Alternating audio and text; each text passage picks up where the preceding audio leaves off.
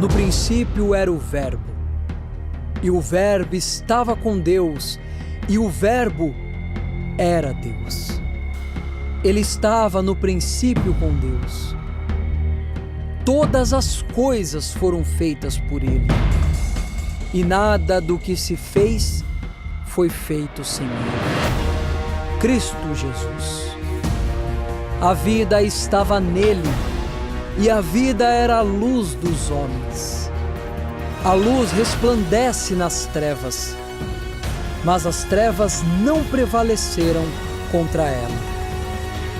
Evangelho de Jesus segundo João, capítulo 1, versículos de 1 a 5.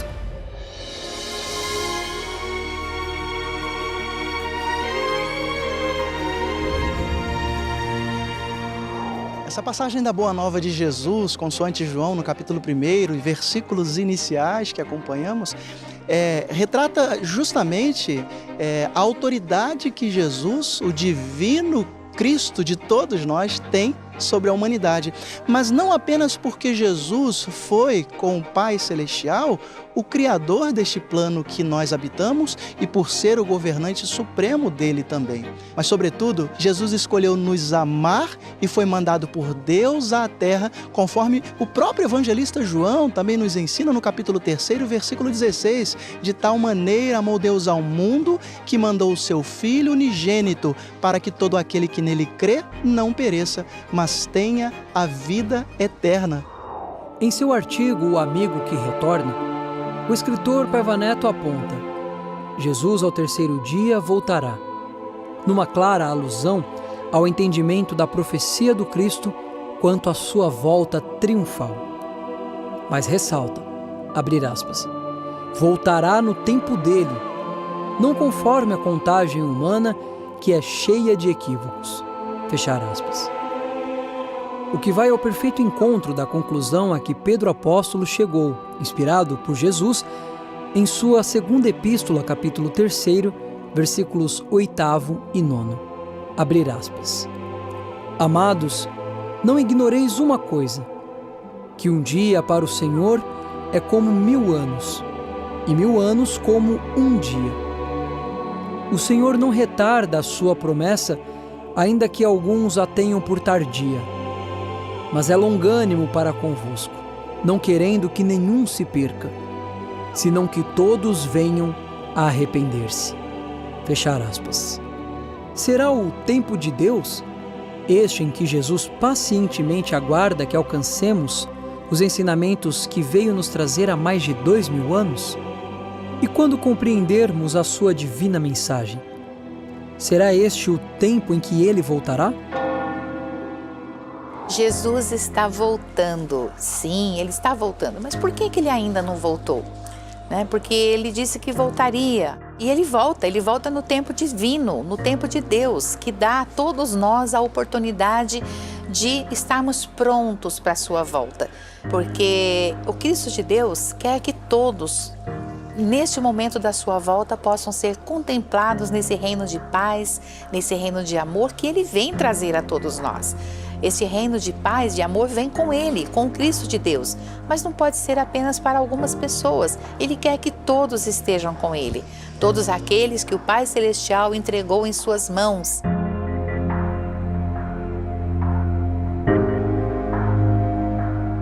Agora, enquanto ele não volta, estamos nós abandonados à própria sorte? Em hipótese alguma. No Evangelho segundo João, capítulo 14, versículo 18, o Cristo diz assim: não vos deixarei órfãos. Ele está conosco todos os dias até o fim dos tempos, narra o Evangelho. Então, quem nos governa? O próprio Cristo, não por imposição, mas ele nos conquista o coração primeiro. Ele não estabelece um reino de fora para dentro, não. O reino dele começa dentro de nós. E a decisão é nossa, ser ou não ser governado por Jesus. E aí, quando nós nos permitimos ser governados pelo Mestre e a humanidade iluminada pelos ensinamentos dele e subindo de degrau na sua evolução moral e espiritual e disser: bendito aquele que vem em nome do Senhor, e clamar: ora vem, Senhor Jesus. Sim, será o momento, após o seu evangelho ter sido pregado a todo mundo, dele vir para realmente estabelecer na terra, em definitivo, o seu governo, o seu reino de amor, porque aí todos viverão à luz do amor do Cristo. Ele me deu toda essa força. Ele se mostrou para mim. Ele me dava sinais que eu não acreditava. Eu chegava a chorar, mas de alegria, porque depois de um grande sofrimento, a coisa melhor que aconteceu na minha vida foi eu sentir Jesus vivo. Eu sentir a presença dele, eu enxergar ele, eu enxergava ele falar comigo. Eu pedia uma coisa, em seguida ele fazia assim. Eu virava, ele já me mostrava. Foi uma coisa muito linda, uma coisa muito boa na minha vida, muito assim, que o sofrimento foi grande, mas veio essa coisa muito linda. Quando Jesus foi crucificado, muitos pensaram que aquele seria o fim. Seus inimigos acharam que sua morte calaria sua voz. Seus discípulos, tomados pela tristeza, pensaram ter perdido a esperança. Aqueles que presenciaram tantos milagres acharam que jamais na terra esses magníficos acontecimentos se repetiriam. Entretanto, conforme prometera, Jesus ressuscitou. E com isso sua voz proclamou mais alto e por mais tempo, até hoje e para a eternidade. Seus discípulos ganharam força renovada para seguirem em frente. Seus milagres foram reproduzidos por aqueles que aprenderam a amar como Ele ama.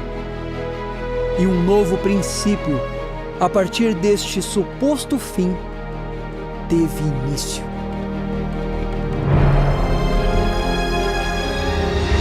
Foi esse Jesus daqui que me libertou. Foi coisa de dias eu me transformei. Então peço a vocês que procurem Ele também. Muito obrigado, Pai Vaneto. E especialmente ao Deus Todo-Poderoso, muito obrigado. Eis que venho como vem o ladrão. Bem-aventurado aquele que vigia e guarda as suas vestes para não andar nu e não se veja a vergonha da sua nudez. O Cristo quer que estejamos sempre providos da atenção, da pertinácia, do olhar atento, do nosso foco, portanto, para aquilo que diz respeito à nossa existência, para aquilo que diz respeito ao nosso futuro, à nossa existência, e tomarmos as precauções e as providências que dizem respeito, portanto, à nossa vida.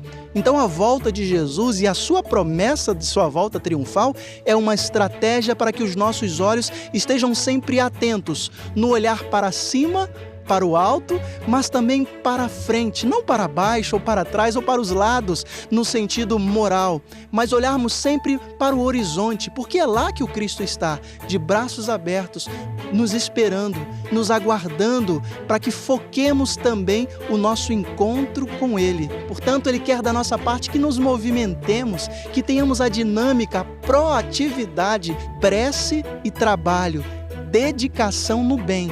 Esta é uma maneira absoluta de nos prepararmos para que Ele volte primeiro no nosso coração e quando visivelmente entre as nuvens chegar até nós, possamos contemplar com os olhos fitos nele e com o nosso coração sereno, certos de que cumprimos a parte que cabia a nós cumprir aqui na terra como uma missão comprometida com Ele, assumida com Ele e cumprida na terra. Acima de tudo, não podemos nos esquecer de que o Cristo retorna todos os dias nos corações de boa vontade, mesmo nos daqueles que não o louvam declaradamente, porque Ele é uma sagrada referência ao bem, para o qual não devem existir fronteiras intransponíveis. É um fenômeno espiritual que se dá conosco, para o qual precisamos exercitar olhos de ver e ouvidos de ouvir.